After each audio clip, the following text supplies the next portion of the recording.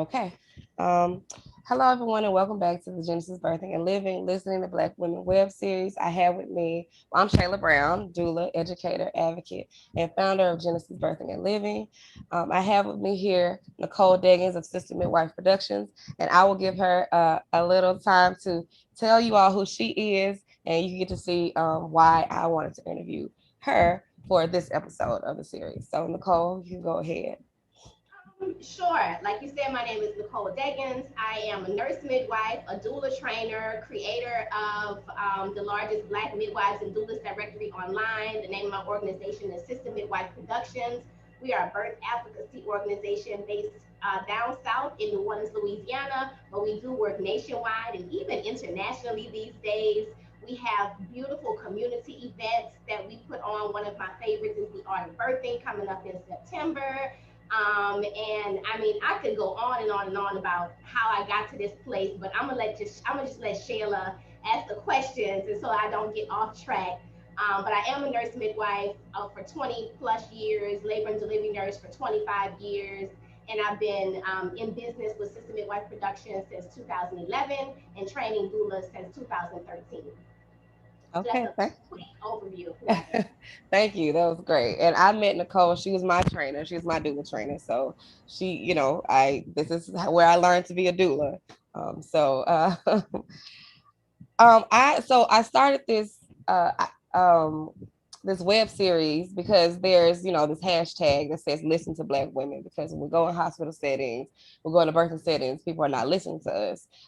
Even outside of birth, whatever kind of issues we're having, people are not listening to us. So I thought it would be good to not just share the statistics of what's going on in our community, but hear from the women who are the statistics, and actually practice listening to us, so that one, we have a place for our voice when we don't have a place in other places, where we can heal by using our voice, and where we can see ourselves as the experts or as the authority on our health conditions, on Black maternal health.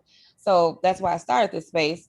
And to me, that's why sharing birth stories are important. So I guess that'll be the first thing I'll ask you. Why do you feel like it's important to share your birth story? I always think it's important to share birth stories, and particularly a gambit of birth stories, because we have also, just like Black people are not one sided, we are also not one sided in our birth experiences. And I think that right now, in particular, we have two things happening. We have a lot of people who are having traumatic births, and we need them to tell their birth stories so that people can hear the truths of what is possible, that they can prepare themselves appropriately. And then we also have some beautiful, loving, like my birth was ecstatic. I had a beautiful birth experience. And so I think it's important for me to share my birth experience so that I can let people know that it don't have to be full of trauma. And you can birth beautifully, and you can have a life-changing metaphysical experience that just blows your minds and shifts literally who you are. That's wow, that's a good point. Thank you for pointing that out, because that was what I struggled with at first. I started this because, like you said, I had a great experience, and then I would talk to other women, and they were having terrible experiences. And I thought, well, one, where can I share my good experience? Like, am I being insensitive by sharing a good experience? Two, I also want to share my good experience. So, like, where can I share it? And then three, like you said, also making space for people who didn't have good experiences, and just instead of trying to control the narrative, like this is our narrative. Sometimes This it's is the good, narrative. yeah, and Yeah. sometimes it's we bad. we did this with the Birth Story Project. Mm, It's something, a program that we have down here in New Orleans and really statewide across Louisiana, where we just bring circles of Black women together to tell their story. mm, Because, like you said, hashtag listen to Black women. Like, there are women who came to our story circles who, when they shared their story in our circle, said to us afterwards that it was the first time that they ever had an opportunity to feel safe enough mm, share their story. And sometimes, in simply sharing the story, if there was trauma, sometimes just sharing the story brings about the initial start of healing. And mm, so we have to share our story so that we can heal. When we hold that stuff inside, it becomes toxic for us. mm. So I enjoy being able to create that safe space, and we did stop it during COVID. I'm looking forward to bringing them back this fall, because I did hear from attendees how valuable that space was for them to be able to share their stories. Okay. Okay. That sounds beautiful. That sounds really beautiful. Okay. So speaking of birth stories, we know that like while we have our birth stories right here in our space in our generation, they're not specific to us. You know, they're a continuum of birth stories. So what are most birth stories like in your family, and how do you feel that those stories connect your story or inform your story? You know, in my family, I have asked repeatedly my aunts. I remember before my mother passed and asking her about my birth and my brother's birth. And it's like there wasn't a lot of attention paid to the birth. And so it's like pulling teeth to get anything beyond, I mean, I just went to the hospital and had the baby. I mean, that's pretty much all they say. You know, it's really, really interesting. Now, if I think about the births that where I was actually present. My first birth as a doula, I'm gonna call it. I was 9, Oh, and it was now my cousin is making 40 this year. I still call her my little cousin, right? But my little cousin was being born, and my aunt lived with us at the time. And this was when they sent you home if you were not like almost ready to push the baby out, right? If you were like at the public health Medicaid hospital, if you were not like pumping along and really close to delivery, they sent you back home. So my mother had brought her to the hospital, and I remember at some point in the middle of the night, I don't even know how I woke up or how I got involved. I just remember next thing I know, I was in the living room with them. My aunt was puking in the bucket, rolling around, moaning and groaning. And my mom was like, Nikki, go get water, go wet the towel. You know, I'm running around doing stuff for them. And I don't remember when I went to sleep or how that even transitioned. I just have this snapshot of a moment where I was with my aunt and with my mother doing all of the things that we do. This is why, like, being a doula is great. I love being a doula trainer. I like to use the term birth sister. I love being a birth sister trainer and creating more birth sisters to support us. But guess what, y'all? Before we had these titles, we just did this work. This was 40 years ago. And my mama was coaching in there and holding the hand and rubbing the head and rubbing the back and wiping the brow of my auntie while she was in labor. I remember it so vividly, and I remember as a little girl thinking, oh my God, is this because she touched a boy? I am never touching a boy. Oh my God, never, ever, ever. That's what I'm thinking in my head. And then I remember a few days later when we brought my cousin home from the hospital, and I was the person who got to hold her. This is before car seat requirements, okay? So I'm in the back seat, literally holding my little cousin as my mom drove. And my theory was my aunt kept laughing, and she said every time she laughed, her stomach was hurting. So I said, well, my mama have to hold the steering wheel.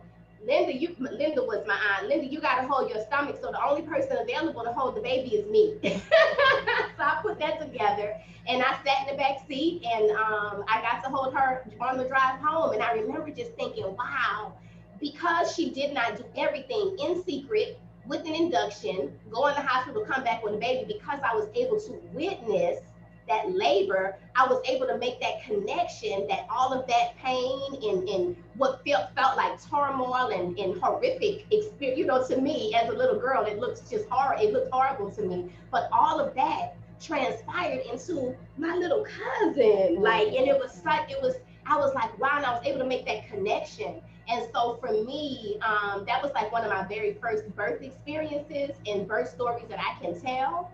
And it was just really, really powerful. And then if I think about that same cousin, she grew up, she had her first baby, and it was an emergency C-section. mm, And I remember she lived walking distance to the hospital. Her water bag broke. She walked to the hospital, and I wasn't in town. I was out of town, and I got the phone call. First, my mom is yelling in the phone. It was fetal demise, which means that the baby died. So I just burst into tears. I'm like, what happened? You know, I'm crying. And then she goes, but everything is okay. And so I'm confused. But what she really meant was fetal distress. And okay. so basically, my cousin walked to the hospital. When she got to the hospital, they could barely find heart tones, and she had abrupted. And this was a spontaneous abruption. My cousin, I mean, the most she drank now is a glass of Moscato. She never smokes or anything. There's no high risk, nothing that would have caused on paper like high risk to create an abruption. She literally had a full-on spontaneous abruption when her water bag broke. And so her birth is a reminder to me that um, we don't have full control over this experience. And you never know how it's going to turn out. And if she had stayed home for an hour longer, or if she had lived a block further away, the scenario could have been different. But her water bag broke, she got dressed, she literally walked to the hospital. And when she got there, I think it was like maybe 5 or 6 blocks away. And when she got there, they couldn't, like I said, couldn't find hard tones. They found them. I don't know the whole story because I wasn't there, but I just know they were like, oh my God, we got to get this baby out. Boom, crash, C-section, you know? So in terms of genealogical birth stories, I don't have a lot of information, right? It was like, oh, we just went to the hospital. My mom talks about how the nursing student was a godsend for her. She was in a military hospital, and she just remembers that everybody was super busy, but the nursing student was just a beautiful angel to be able to support her in that time. My other aunts that I've asked, they don't really have much to say. I used to ask my grandmother before she passed. She's just like, well, we just bet you just had the baby. Like it's just that's all they would say. But if I have to think about births in my family that I know, I would talk about my aunt's birth that I shared already, and then her daughter's birth with that emergency C-section. So that's like the close history of birth in my family. Okay, thank you for sharing that. That's beautiful and that sounds divine, like for you to have experienced that. So how do you think that experience informed your your birth experiences? Because I see, you wrote here, I know a little bit about your story, and you wrote here that you had, a couple of pregnancies but only one uh Child, child. yeah, Yes, one two live birth. live births, one child. Okay. Yeah, I mean, for me, I would say that things are a lot different from most people because my first pregnancy came in college before I became an OB nurse, and I decided to terminate that pregnancy for a lot of reasons. But when I became pregnant the second time, I was grown. I was in my 30s. I had been a labor and delivery nurse for at that time at 15 years probably. So how I'm gonna approach these things is gonna be very different from how other people approach it. I don't need to go read no books because I've been doing this work for so long. So yeah. And so but I will say that pregnancy ended with an early rupture of my membranes. My water bag broke. I was 24 and a half weeks. I was in denial, like many people. I really did not believe. I was like, it couldn't be my water bag leaking because I'm only 24 weeks. It never dawned on me that yes, mind you, I've taken care of many, many, many, many people whose water bags break at 24 and 25 weeks. But in my mind, I'm not stressed out, which I was super stressed out. But in my mind at the time, I'm not stressed out. I'm going to work. I feel healthy. I feel fine. Why would my water bag break? Um, Long story short, about 2 weeks after her water bag broke, mind you, I never went to the hospital until I was in labor. I went into labor, not even maybe 2 weeks after. It's about 20. So my water bag broke super early, if I think about it. And really, it's hard for me to put the timeline on it because this now was 15 years ago and a blur, maybe even more than 15 years ago. And it's really a blur now. But I remember my water bag broke and it leaked for some time. I didn't realize that, I didn't acknowledge that it was my water bag. I was volunteering, or not volunteering, interviewing for a job at a birth center.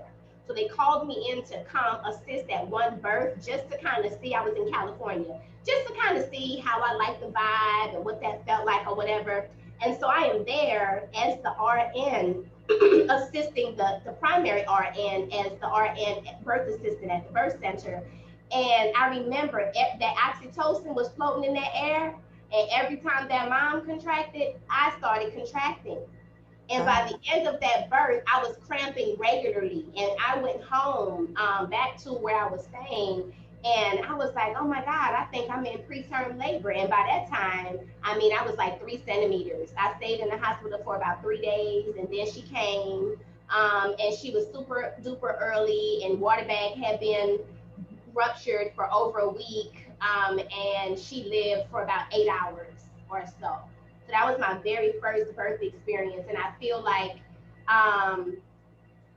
it is interesting that even with all my experience and knowledge, I just ignored the warning signs like many people do. So I like any judgment I ever used to kind of have when a mom would come in, well, why she didn't come in sooner, right? it doesn't logically seem to make sense, but then I understood as I did that same thing.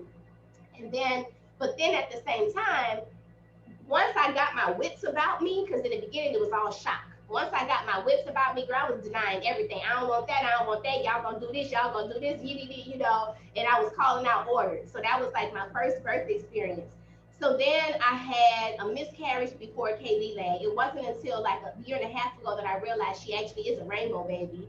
And she is nothing but rainbows and loves to draw rainbows. And she's rainbows and glitter, all girl rainbows and glitter all time, right? So anyway, when I was pregnant with her though, I was an older mother. I was 42, and she was a baby who was deeply, deeply, deeply desired. Um, Deeply desired by me, deeply desired by her father, and it was just a beautiful experience. I was so excited to be pregnant. And I always laugh and think about it. And at this time, I had come full circle with my understanding around birth. Like when I was pregnant with Peanut, that's my baby who was born at 24 and a half weeks. I knew I didn't want to birth in the hospital in the South, which is why I was working in California so I could find me a birth center or a home birth midwife. But I was still kind of new in that understanding. By the time I had my daughter, Kaylee, I was all like, if I touch a toe in the hospital, I'm tripping. Yeah, that's how I was. Now, it still ended up birthing in the hospital. That's a whole story in itself. But while I was pregnant, I remember telling people like the only thing I needed to learn about was packing plays and car seats and things. And my biggest overwhelming decision was which car seat and which pack and play to purchase or to put on my registry. And I remember thinking to myself how I thought, wow, people go into pregnancy not knowing about pregnancy, not knowing about birth, and they got to pick a pack and play in the car seat. My God, how overwhelming must that be? And it really helped me see why we're so unprepared, because we immediately have to focus on the tangible things that we don't even realize how important all this other stuff is. And by the time we realize that we don't like our doctor or think we might want home birth or still trying to decide about breastfeeding, it's almost too late. Now you're 30 weeks. Whereas from day one, I'm breastfeeding, I'm cloth diapering, I'm birthing at home, I'm going, like that was easy. I literally, my biggest decision, my most confusing decision, real talk, was pack and play, because I couldn't decide how much stuff I want, how many bells and whistles I wanted on it. That was it. It ended up not getting any, but you know. Yeah. Yeah. Wow, that's okay. You said a lot there.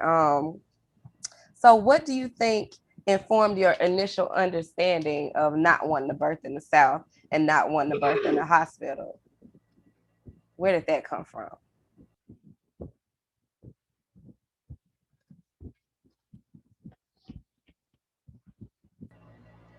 Excuse me.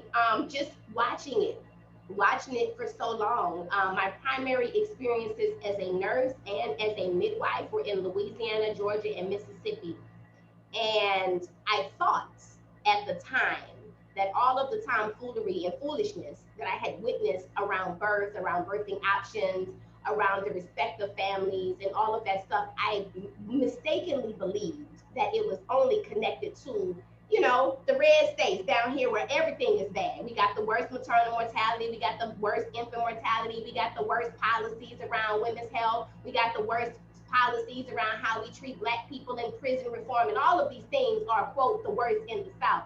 But as I traveled as a travel nurse, I quickly learned that it's the same nationwide, particularly around birth and education, all those things. It's all connected. But I mistakenly, just at that time, I just thought it was the South, because that was my experience at the time. And so I was like, I don't know where I'm going to have my baby, but I know one thing. I am not, and I didn't have insurance. So I knew I was going to be using Medicaid. And I was like, I know one thing. I'm not birthing in no Medicaid hospital in Louisiana nor in Mississippi. So what you going to do? And so as a travel nurse, for those who don't know what that is basically you go to another city where there's a nurse who is out on maternity leave. Somebody quit short at the last minute, and the staff is really short. And they need an experienced nurse to come plug in the hole for 4, 6, 8, 12 weeks. Some hospitals, unfortunately, have permanent travel positions because they can't retain staff. So in California, you literally can make 2 to 3, even 4 times more an hour than you can make in Louisiana or Mississippi. So my thought process was, I'm going to go to California where I know birth is a little bit better. I'm just going to work through my pregnancy. I'm not going to buy nothing. I'm going to stack all my money up and I'm going to pay cash for a birth center. That was my plan. Yeah, because or home birth midwife was the, I was thinking about either option. And that was why, just because of what I saw in the Mm, hospital. And while I knew that things were not great everywhere, I knew in California there were more birth centers and more midwife options. okay. At the time in New Orleans, there in Mississippi, there was no home birth or no birth centers. In Louisiana, there was one birth center, which was 2.5 hours from New Orleans, and there was one home birth midwife that worked in New Orleans, but she was hard to come by and hard to find. It was like Mhm. a secret. Yes. This was like in 2003, and it was like a secret to find her.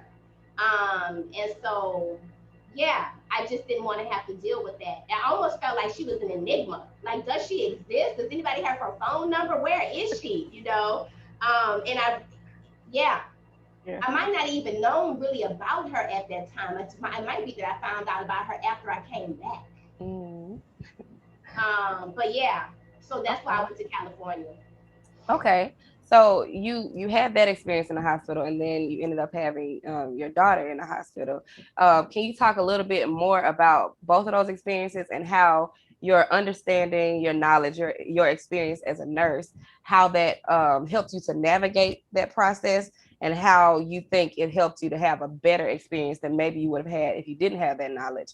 And Yeah, you said your daughter's birth was really beautiful. So, how were you able to have this beautiful birth in a hospital with yeah. with all the statistics and the For reality. sure. So with Peanut, I just let him know. I said, listen, my baby is 24 and a half weeks.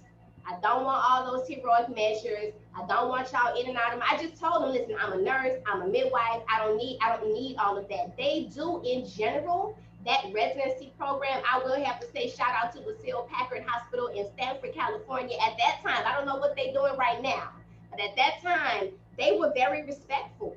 They just taught a different style of it was a teaching hospital. It was a high risk hospital. At this particular hospital, I actually went back and worked there as a nurse about a year and a half later as a travel nurse. And they get cases from all over the world. People with super high risk cases where they got to do open heart surgery on the baby right after birth. All kind of stuff comes to this hospital. So I knew that I was in good hands in terms of medical care. I had a meeting with the NICU team, and I was like, "This is how I'm feeling about this situation. I don't want heroic measures." They explained to me what their policies and like they were just open to conversations, and I think I knew what questions to ask. I knew how to empower. I was empowered, and I laid it out. I've been a midwife this long. I'm a labor and delivery nurse. Don't sugarcoat nothing. Don't pussyfoot around nothing. Give me the truth, and nothing but the truth. They wanted to C-section me because my baby was breached. They were like, well, when you go into active labor, we're going to want to do a C-section. Hell no. Y'all not doing no C-section on me because my baby breached. Because I already knew that in our culture, VBAC, while it's an option, it's not an option. So I did not want to have a cesarean section, and I already knew in my soul that my baby was not surviving. And so in my mind, this combination of having my heart broken because my baby couldn't come home with me and physical pain at the same time, y'all not about to do that to me. That's not Mm, about to happen. So I flat out refused the C-section. They kept trying to talk about the survival rate, and if I have a C-section, the baby might survive, and yada yada yada. I already had made peace. I already knew.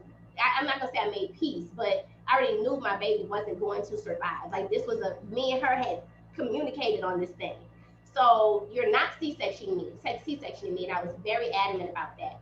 And so when it came time for the birth, when I realized, because I had been contracting, they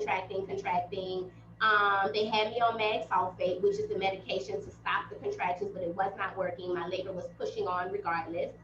And when it came time, I could feel her just sitting in my vagina. But because she wasn't that big, it wasn't a big pressure. But I called the nurse. I said, hey, I'm feeling some pressure. And they came respectfully and was like, hi, we have some students and we have some residents who want to feel the breach. Do you mind if we let them feel it? At this point, girl, I think I had some fentanyl or something. And I was like, sure. Yes, of course.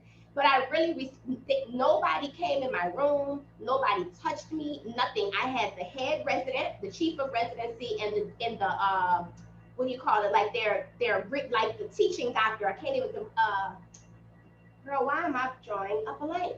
Anyway, I had their teacher person and the top resident were my primary care team because I had already told them, and I don't want all them students in and out of here, and I don't want all them residents in and out of here, and so they respected that as well. At some facilities, they're not going to respect it, and you have to be much more boisterous about it. I just have to say it. Also, with the backing of, don't play with me. I have letters behind my name too, and this is what I'm saying. And so I do realize that that helps me. That did help me. That doesn't mean that other families cannot advocate in a similar fashion, but they'll just have to use a different piece of ammunition, right? So for me, then when she was born, it actually was a very peaceful birth. She was born breech. They took her to the warmer. They tried a resuscitation on her. And then they brought her to me very shortly after and was like, they couldn't even get, because her water bag had been broken, I just think her lungs had lost elasticity. So they couldn't even get a tube in her good. And so they just brought her to me and wrapped her up. And I remember the next day, the head resident, I can't think of her name right now, but I will always hold her a very special place for me in my heart. She came to my room and she was like, can I pray with you? And she said a prayer. It was so beautiful. And then when I went back to California about a year and a half later, I was working at another hospital in California, in San Francisco, in fact, and I saw her. And I'm looking at her and she's looking at me, and it's like, you look so familiar, you look so familiar. And then all of a sudden, almost at the same time, we realized who each other was, and we just hugged and cried. Like, she really, and that's how I know that what I felt from her when I was in labor was genuine, because when we saw each other, we had another genuine reconnection, full circle kind of moment. It was really beautiful. And what she said to me was she appreciated the way that I advocated for myself. And like, I taught them something too. Like, when you advocate for yourself and you refuse things, and you decline, which I like to use the term decline rather than refuse, because refuse sounds like you're in a fight. Whereas you're like, no, thank you. Like, it's like if somebody offer you coffee and you don't want coffee, you just don't want coffee. That's just what it is. I don't want no coffee. Thank you. I don't want you to break my water bag. Thank you. I don't want a cervical check right now. Thank you. And like I said one time in an Instagram post, and you don't even really have to say thank you. I don't want it. I don't want it, you know. Yeah. So then with Kaylee, is that what you asked me too? How that hospital birth was? Yes, how you were able to have a beautiful experience inside of a hospital. Yeah. So with Kaylee, my water bag broke at 35 weeks. Literally, it was like midnight, ding, and my water bag broke, and she was 35 weeks at midnight. And I cried for hours and hours and hours, and I didn't know what I wanted to do because I was like, I'm almost full term, but I'm still like, if I had been 36 weeks, I would have felt different. But I've seen 35-week babies not do well. And so I was concerned, but I really didn't want to go to the hospital because at the time I was planning a home birth with myself and my doula and my mom and my partner at the time. And so the idea of going to the hospital was just full devastation. I had had about 4 prenatal appointments with a hospital midwife just as a quote backup because I'm not afraid of the system. I think that the system can be a safety net for all of us if we know how to utilize it. So I had a few appointments with a midwife, and so I did have a midwife of record at a hospital. So after some hours and thinking about it, I decided to go to the hospital. So when I get there, I am very clear. Again, this is who I am. Don't play with me. Don't come in here with all this foolishness. I don't want to be checked. I'm not in labor, but my water bag broke. Call a midwife. Tell her it's me. Tell her I know I'm ruptured. I'm grossly ruptured, yada, yada, yada. So then the nurse came back in. After they moved me to, yes, you're ruptured. They moved me to a room. And I asked the nurse, I said, what do I need to do to decline treatment in a way that's going to make your job the easiest? Mm. And so she was like, oh, well, let's just take it, one thing at a time. Okay, girl, whatever, have it make sense for you. So at that point, from that point on, though, it was very tiptoed. hi, Miss Deggins, can we da da da da da? Hi, Nicole, can we da da da da da? And I also made some decisions about I'm not going to refuse everything. You came here, right? Mhm. So now that you're here, let's negotiate, let's figure this thing out. I let them monitor me with the fetal monitor. I let them put an IV in, and did I take the one antibiotic? I took the one antibiotic for 24 hours, and then that was a wrap on that. I tried to do nipple stimulation to induce. They wanted to give me Pitocin. And I was like, that's one thing you will not do. You will not check me because I'm very clear that while they say the longer your water bag is broken, that increases the risk of infection, the real culprit is the cervical check. So if your water bag is broken and they check you and they check you and they check you, then yes, by all means, you're at increased risk of infection. But if they never check you, then you don't have no issues. I did one cervical exam on admission because at first I was contracting and I thought I was going into labor and I was 2 to 3 centimeters. But then everything stopped. So then 24 hours later, do you want us to check you for what? I'm not in labor. So even if my cervix is open to 4 centimeters, who cares? I'm not in labor. No, you cannot check me. And so I didn't get any more cervical checks. So after 2.5 days, I tried, like I said, over the weekend, I tried nipple stimulation with a pump to bring on labor twice, a little bit on Saturday, a little bit on Sunday. Nothing happened. So on Monday morning, they decided to move me off the labor unit to another room because I'm not taking Pitocin. I had one doctor fire me because if you can't take Pitocin, I mean, she came in my room and it was so funny because when I tell the story, not in like an arrogant way, but like, girl, don't do me, don't come in my room with that. So she comes in my room, flipping her hair, want to know why won't I take Pitocin, and I'm thinking to myself, did they not tell her who was in this room? I'm sure Uh-oh. they did. But somehow she must have thought that with MD behind her name and her flipping her hair, that was going to change how I felt about the situation. And she comes in the room and I'm looking at her like, girl, I've been doing this longer than you, because she was a young Caucasian physician. And I said, she said, well, I'm just trying to figure out why you don't want to take Pitocin, why you don't want, and I'm like, I mean, there's many reasons. Do you want the physiological reasons or the spiritual reasons? Which one? And then she looked at me and I said, well, for starters, I want an unmedicated natural birth. If I begin getting Pitocin, then we both know that the fact remains that I'll be at increased risk for asking for interventions like pain medicine and an epidural. And I'll also be at increased risk for a cesarean section. Now, do you want me to go down the metaphysical road? And then she just flipped her hair and walked out the room. Thank you. Don't play with me. Right? And I'm trying to figure out, like, I really, because, and when I say, did they not tell her who was in this room, I know that she understood, like, this is a mom who's very educated about this stuff, who's refusing Pitocin. So what made you thought that you coming in my room with a bad attitude at that? She didn't even come in and was like, I know that you know all about these things, but I'm concerned. It wasn't nothing like that. It was, I just want to know why you're refusing, like, just flipping it, baby.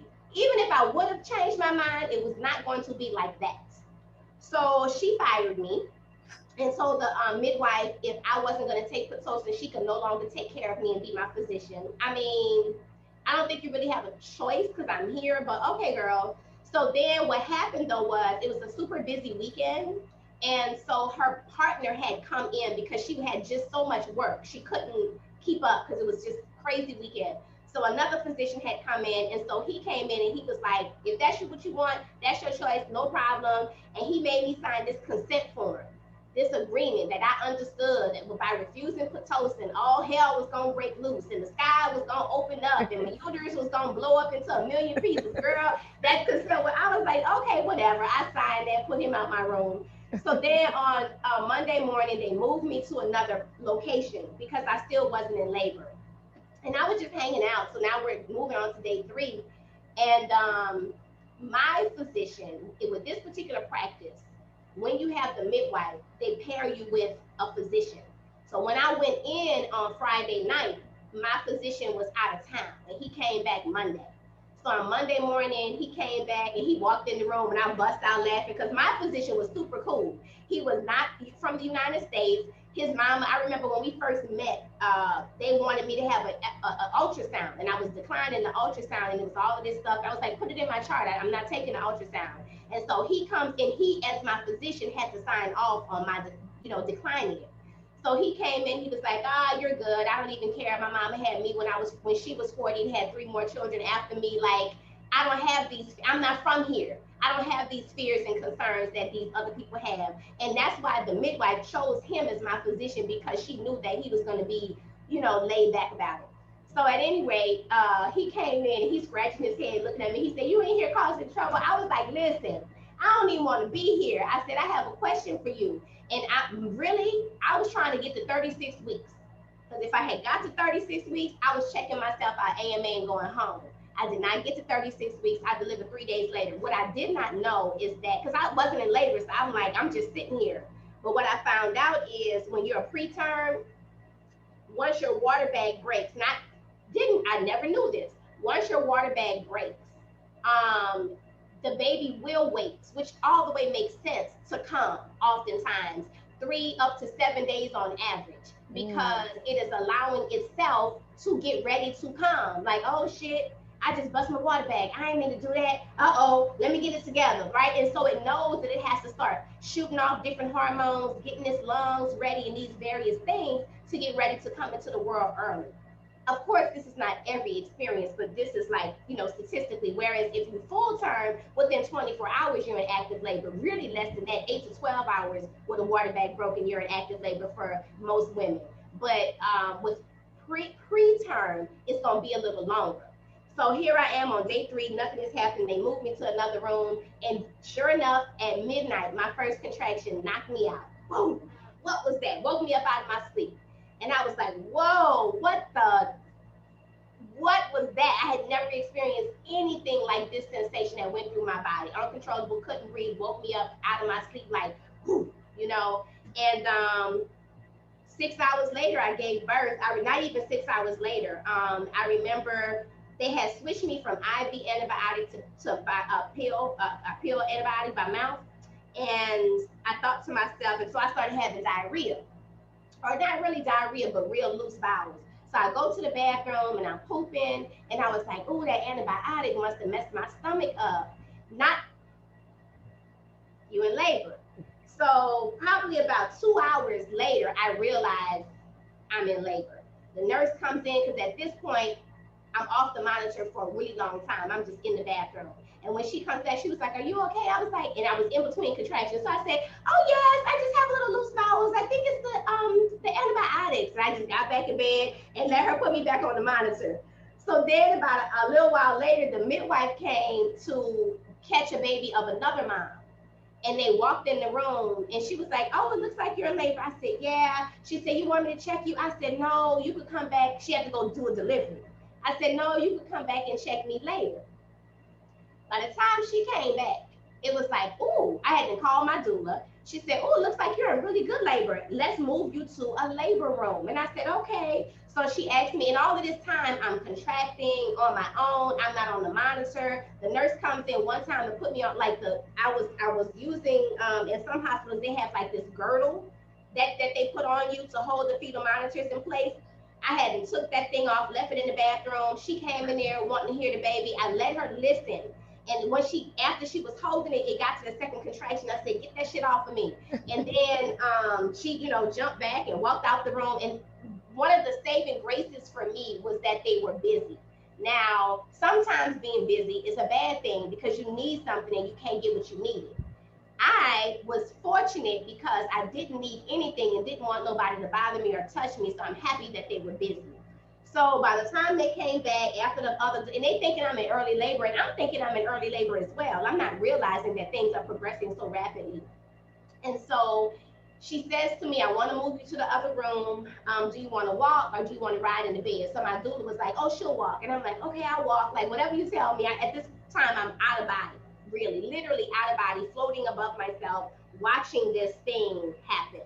Having, I describe it like when you're in a dream and then you're in the dream, watching the dream. It was that kind of an experience. And so I get to the threshold of the door to walk to labor and delivery, which was like down the hall, and a contraction hit me.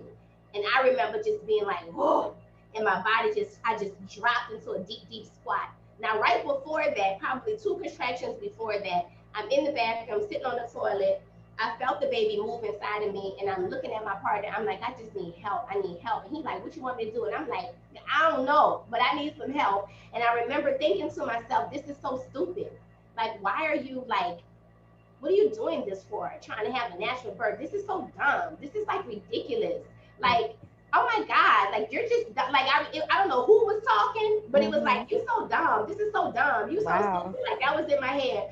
And so then I pushed that to the back. I get up, go to the door, about to walk out the room. I drop down. I was like, whoa. And so the midwife was like, well, do you mind if I check you? And at this point, I'm like, sure. So I lean over the bed so she could check me. Oh, the head is right there. And I was like, okay. So then they did put me on the bed, brought me around the labor and delivery. And then when I got around there, like everything just stopped. The contractions stopped. I remember floating above myself, watching it all happen. There was this one person in the room. I'm like, who is that? Oh, that's the OB tech setting up all of the stuff. I see this other guy. Who is that? Oh, that's the resident that I gave permission. I had given the midwife permission to have one resident witness natural birth, right? So he was in there. There was the nurse, the doula, the midwife, and my partner. So the resident left, the OB tech left, the nurse left, because all of a sudden the action went away. And they wasn't about to touch me. Like, you're not touching me. So, you know, so everybody left. And so now it's my partner, my midwife, and my doula. And so my doula asked me, she said, well, when we had our prenatal, you mentioned that you wanted your partner to be behind you. Like, I had this vision of us sitting there and me sitting in his arms and pushing the baby out like that.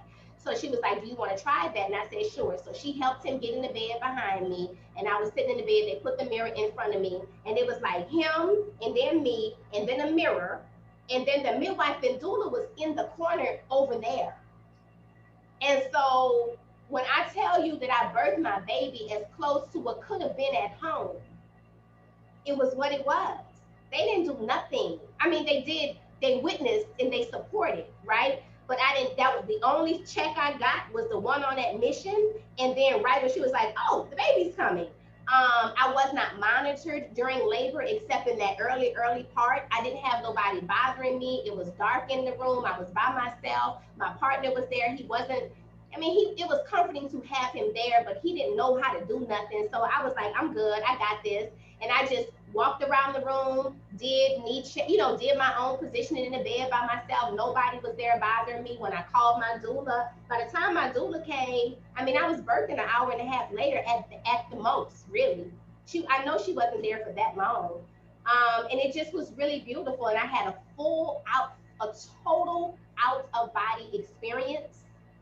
I caught her myself. You know, I kind of could say I watched her come out, but I didn't. I didn't see her body come out. You know, you know this experience, like my body just did it. And she came out, you know, and I'm like, what happened? Where, you know, here she is. She went to my breast immediately. She breastfed well immediately. They were still busy, which was fortunate because the NICU team did not come to see us until about 8:30. And when they came to see us, my baby's blood sugar was like 30, 27 or something super duper ridiculously low. And they were like, oh my God, we got to get this baby to the NICU. And they took her from me and they brought her to the NICU. And that was the worst week of my life. Oh, man. And I do feel like had I birthed at home, she would not have dropped her blood sugar so low. I think that her blood sugar dropped because it was cold in the room. And in my mind, I kept asking somebody for a blanket, but I couldn't verbalize it out of my mouth. And I was cold, and I know she was cold, even though she was skin to skin, and even though we were doing that, her cord was short. So it was a while before I really pulled her up to my chest for that full skin to skin, because I wanted to wait until her cord stopped pulsating. And so that took, you know, it took like 30 minutes or so. So by the time she came up here, she had been in the cold all that time. And then I brought her up to my chest. She latched and she was nursing well. But yeah, she got, I believe it was cold stress because it was freezing in there.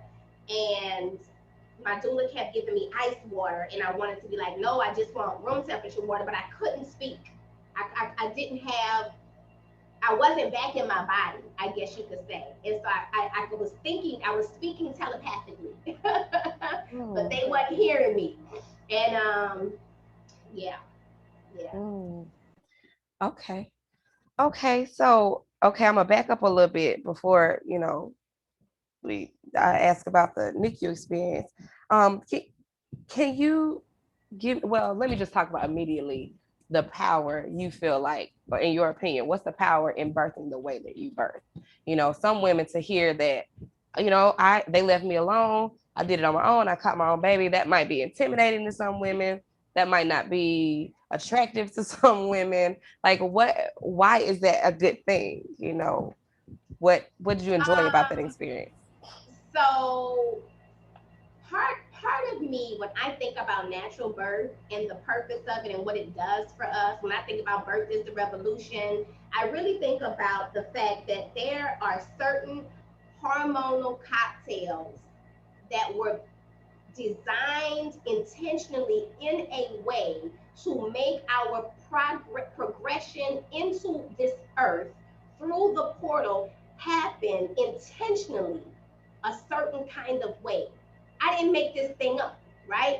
So the endorphins, the oxytocin, the even the fight or flight hormones that are part of the natural cocktail of birth, right? All of that, there is a reason why we have a little bit of adrenaline and we have a lot of oxytocin and we have a lot of endorphins, and our babies also have oxytocin and endorphins. And in addition to that, there's all kind of catecholamines and other stress hormones that are happening that we don't even really understand that are happening, that are being exchanged between ourselves and our newborn, our baby, as they enter the portal, enter this three-dimensional world through us as a portal.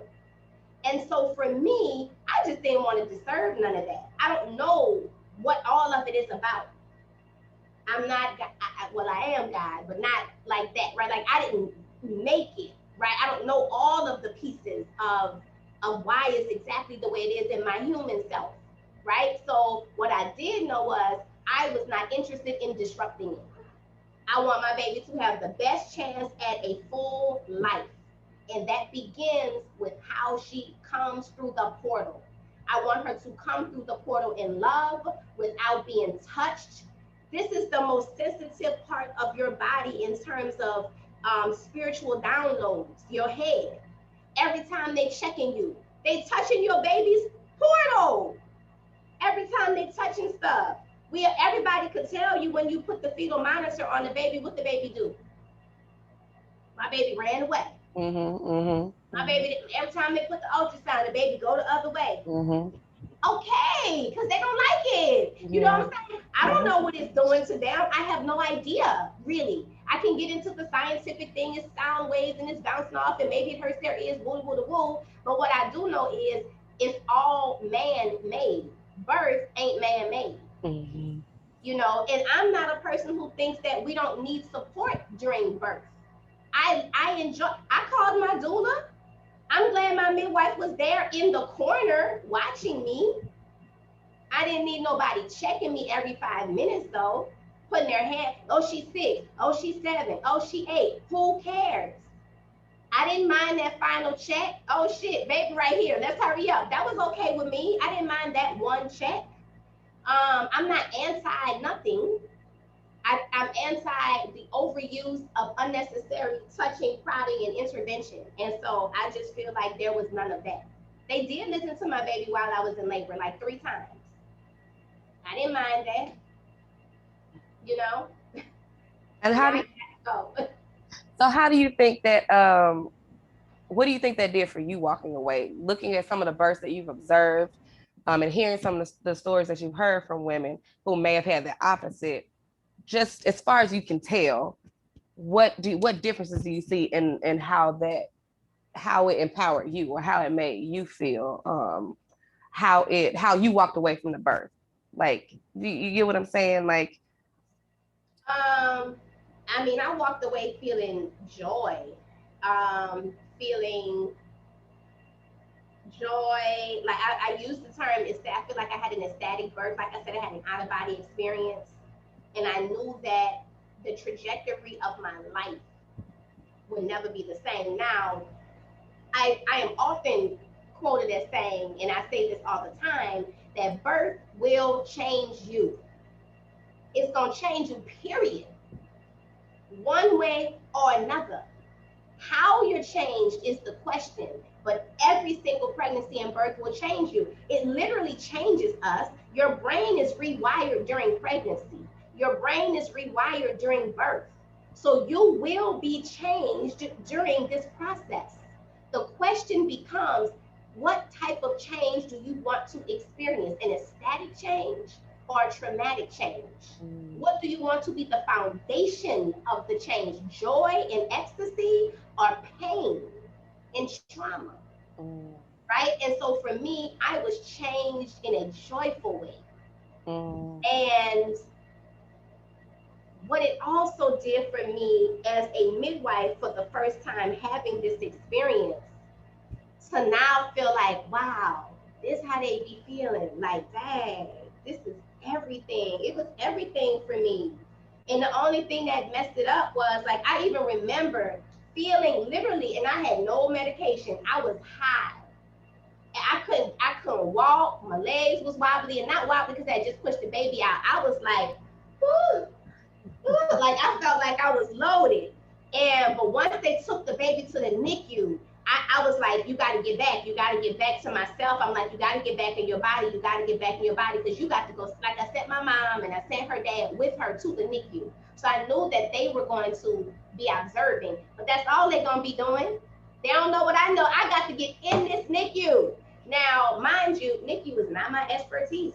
So there was a lot of stuff that I'm not going to say I acquiesced to, but I still challenged a lot, but I also still had to ask a lot of questions and do a lot of research and do it like I was up every night. I'm pumping, I'm bringing milk to the NICU, I'm back to my room, I'm on the internet researching, finding scholarly articles and journal articles, reading Googles, reading blogs, reading mom stories, everything about NICU, about jaundice, about low blood sugar, yeah, about necrotizing enterocolitis while you out here trying to force me to give my baby formula and I'm telling you no. And then I look up on the internet and learn about NEC, something that I had no idea about, that NEC is common in preterm babies, particularly when you give them formula, but you want me to give my baby formula? Bye. Yeah. You know, and I had never heard of that because that's not my area. But I should have learned about it. Yeah. By all means, no, you will not give my baby. I mean, I was saying no anyway, but yeah, they were really, once she got jaundice, they were really forceful on me about how much milk I was pumping. Now, because I had done some nipple stimulation with the breast pump for induction, my milk came in real quick because it was already on its way. But it still wasn't quite enough for them. So I got some milk from a friend who I knew was a clean eater, who didn't smoke, who didn't drink, whose baby was about a year old. I was like, girl, I need some milk. So whenever I would send milk to the NICU, it would be half of my milk and half of her milk. So it made all of my, like if my bottle was 15 ounces, suddenly it was 25. You know what I'm saying? And I was sending that to the NICU. They were like, oh my goodness, you're making so much milk. I sure am. And we had her milk, just in the room tucked away. Yeah. Wow. Okay. Wow. Wow. Yeah. Yeah. That's something only a mother would do. Like all of that stuff, going through all of that and then researching and then finding some milk and like that's Girl, like you yes, I said. had my partner. I said, look, babe. I said, this where you gonna go get the milk from. She said she had 2 bags. She gonna give me 2 bags. She was like, how much you need? I said, I don't need a lot because I knew I was just gonna use it to top off my milk. But I just needed them to, and I mean, it was so funny. Oh my gosh, you're making so much milk. Wow, that's a whole nother discussion. And I can't keep you for much longer, but thank you for sharing that. Yeah. How do you think that having a good experience, how will that inform how you now share your birth experience with your daughter when she comes to you and like, Mom, what's your birth story? Um, how will what you're able to give her be different than what you got, you think? Well, again, I think just being a midwife is going to be different because she already knows a lot of stuff. One day I caught her in the bathtub when she was like 3. And in the beginning, I didn't understand what she was doing. And then all of a sudden, it all clicked. She was the mom, the doula, and the midwife simultaneously. And she gave birth to like a toy. I don't remember what she gave birth to. But she gave birth, and because I just heard her going, "You're okay, you're okay, you're okay. Just breathe," or something. What is she talking about? And then all of a sudden, I heard her go, "You did it!" And she pulls the toy up, and I was like, "Oh my god!" At It was 3? yes, it was so because I'm a trainer, and she used to be at every doula training with me, and she watched birth videos after birth videos. She just seen so many birth videos, so she witnessed this, and she was able to recreate this in the bathtub. She had a water birth, to the water birth, and Oh she my was the gosh. doula and the midwife. So she gonna know, you know what I'm saying? She's just gonna have a big understanding. She knows that she came a little early, and one day she told me, she said, "I just was ready to bust up out of there," and I said, "Right." That's what you did. That's why you bust your water bag. That is so So cute. they're already very connected to her birth story. That's very cute. Well, Nicole, thank you so much for your time and for sharing your stories and your expertise, your wisdom. Is there anything else you want to share with everybody about your experience?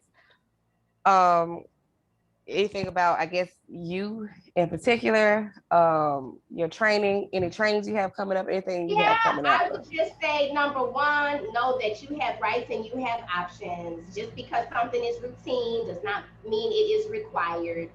And the best decision you can make for your pregnancy and birth is to choose the right provider, hands down. If you don't have the right provider, nothing that you want is going to go exactly how, like, investigate and research your provider. Be willing to go 45 minutes through traffic to a better provider if that's what you need to do to have a better experience. Um, in terms of me and Sister Midwife Productions, I would just say for sure, follow us on Instagram at Sister Midwife, on Facebook, Sister Midwife Productions. If you are looking for a Black midwife or a doula, go to sistermidwifedirectory.com, search by state for best results. And if you are a Black midwife or a Black doula, feel free to list yourself. It is free to get listed. Sistermidwifedirectory.com.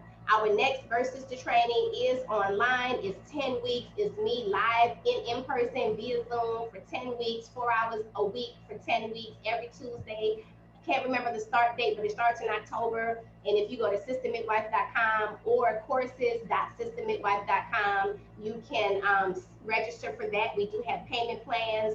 We have the Art of Birthing coming up in September 20th to September 26th. It's a week-long series of events using artistic expression to really celebrate Black motherhood, celebrate Black women, celebrate pregnancy, and also giving us an opportunity to talk about options and solutions.